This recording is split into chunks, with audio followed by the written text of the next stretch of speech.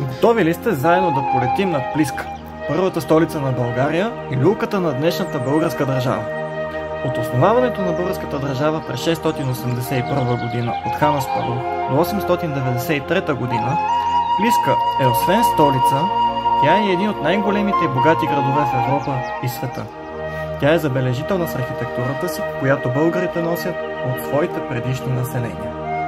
Разкритите останки са консервирани и са обособени като музей на открито, който може да бъде посетен и в неработно време. Находки от резервата са изложени в музейната експозиция и са свързани най-вече с бита, материалната и духовна култура на жителите на старата столица. Традиционно в Националния историко-археологически резерват Плиска се провежда летният археологически семинар, в който ученици от средни училища в България правят разкопки заедно с археолозите и слушат лекции на известни български историци. Това е определено един много интересен начин учениците да прекарат лятната си ваканция.